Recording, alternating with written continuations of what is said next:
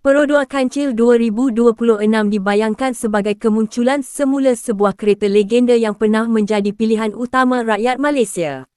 Dengan reka bentuk yang lebih moden dan teknologi terkini, model ini dijangka mampu menarik perhatian generasi baharu tanpa melupakan identiti asal yang menjadikan Kancil begitu popular suatu ketika dahulu.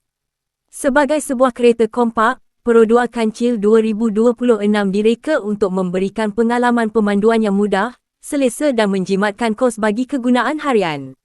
Dari segi reka bentuk luaran, Perodua Kancil 2026 tampil dengan gaya yang lebih segar dan futuristik. Bahagian hadapan dilengkapi dengan lampu LED yang nipis dan tajam serta grill moden yang memberikan imej lebih premium. Bumper hadapan direka dengan elemen sporty manakala garisan badan yang aerodinamik membantu meningkatkan kestabilan ketika memandu. Rekaan sisi yang kemas dipadankan dengan rim alloy moden menjadikan kereta ini kelihatan lebih bergaya walaupun bersaiz kompak. Bahagian belakang pula dilengkapi lampu LED yang elegan serta spoiler kecil yang menambahkan penampilan sporty. Untuk prestasi, Perodua Kancil 2026 dijangka menggunakan enjin 1.0 liter dual VVTi generasi baharu yang memberikan keseimbangan antara kuasa dan penjimatan bahan api. Enjin ini dipadankan dengan transmisi DCVT yang menawarkan pertukaran gear lebih lancar dan responsif.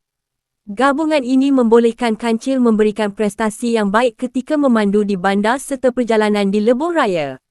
Sistem suspensi yang dipertingkatkan turut membantu menghasilkan pemanduan yang lebih stabil dan selesa walaupun melalui jalan yang tidak rata. Bahagian dalaman Perodua Kancil 2026 direka dengan konsep moden dan praktikal.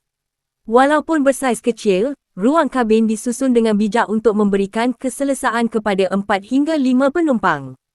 Tempat duduk menggunakan material yang lebih berkualiti dan memberikan sokongan yang baik untuk perjalanan jauh. Tempat duduk belakang boleh dilipat bagi menambah ruang simpanan apabila diperlukan. Kabin juga dilengkapi dengan pelbagai ruang penyimpanan kecil yang memudahkan pengguna menyimpan barangan harian. Sistem infotainment moden menjadi antara tarikan utama model ini. Skrin sentuh bersaiz besar menyokong Android Auto dan Apple CarPlay bagi memudahkan penggunaan navigasi, muzik dan panggilan telefon. Paparan meter digital memberikan maklumat pemanduan yang jelas manakala kawalan steering pelbagai fungsi membolehkan pemandu mengawal pelbagai ciri tanpa mengalihkan perhatian daripada jalan raya. Sistem penyaman udara yang lebih cekap turut memastikan keselesaan sepanjang perjalanan. Dari aspek keselamatan, Perodua Kancil 2026 dijangka dilengkapi dengan sistem brake ABS, kawalan kestabilan elektronik, kawalan cengkaman dan bantuan mula di bukit. Selain itu, model ini juga berkemungkinan menawarkan sistem Advanced Safety Assist yang merangkumi brake kecemasan automatik, amaran pelanggaran hadapan, amaran keluar lorong dan bantuan kekal di lorong.